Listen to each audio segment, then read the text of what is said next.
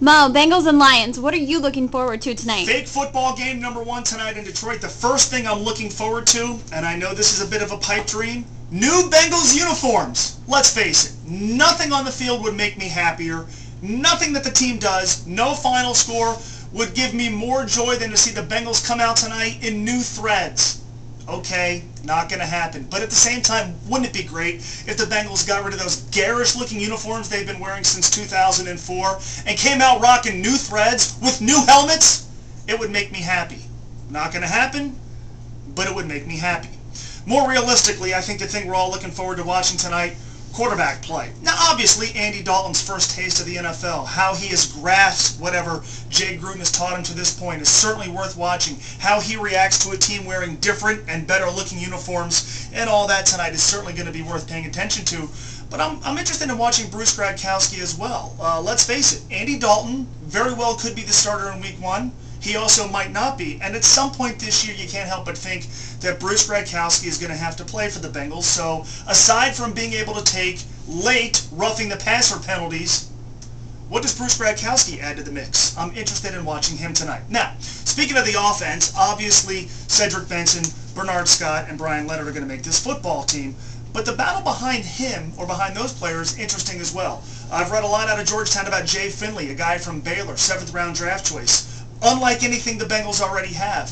I'm looking forward to watching him tonight. Shiftier running back, not necessarily between the tackles. I think that the battle for maybe that 4th running back spot who could also contribute on special teams. And let's face it, given the fact that both Bernard Scott and Brian Leonard have a somewhat sufficient history of injuries, that position could be very, very important to this football team. I don't know much about Jay Finley. I'm looking forward to learning about him tonight. Andre Smith starts in a preseason game tonight. It's going to be worthwhile watching Andre Smith. He is slimmer. He is saying all the right things. Marvin Lewis has been effusive in his praise for Andre Smith. Let's see if he can block somebody. Let's see how he can handle maybe the first team playing a little bit longer. Andre Smith is a cornerstone this year. It is a make-or-break season for him. It's time for him to start earning first-round money. That has to start happening tonight. This offense immediately gets a lot better if the right tackle position is solidified. Andre Smith is the de facto starter heading into the preseason. Let's see if he finally gets it.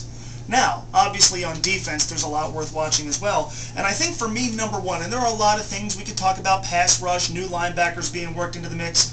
But what about the safety position? It is a spot on this football team that has come under a lot of scrutiny, that they really haven't addressed aside from Robert Sands in the draft and some other college free agents. The safety position has to get better. There's a lot of guys back there. None of them excite me. I need somebody to excite me tonight.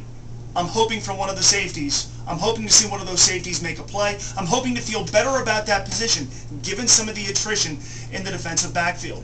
And really, perhaps, throughout the course of the preseason, what might be the most intriguing is to watch the development of the special teams.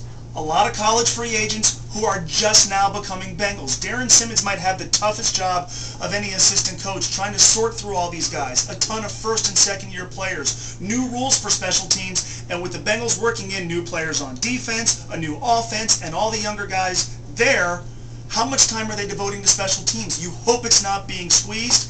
And Darren Simmons has a very, very heavy workload here over the next couple of weeks. I think not only tonight, but throughout the course of the preseason, seeing how he works with his players and develops a very cohesive special teams unit with a ton of inexperience is certainly going to be worth watching. And finally, the thing I'm looking forward to most tonight, Bengals and Lions preseason game #1, the return of Alan Cutler to the Bengals radio network on ESPN 1530. Who's not going to be excited at the end of the night tonight if the Bengals pull off a W to hear it's a great day to be a Bengals fan, along with some very, very cohesive and coherent analysis from the Cut Man. I got to tell you, I can't wait. A reminder, you can hear the Bengals and Lions tonight on ESPN 1530. Dan Horde and Dave Lapham have the play-by-play starting at 7:30. We will talk about the game Monday at 3:04 on ESPN 1530. In the meantime, you can shoot me an email, mo@espn1530.com, or shoot me a tweet. You on Twitter? Nope. Shoot me a tweet at moegger1530.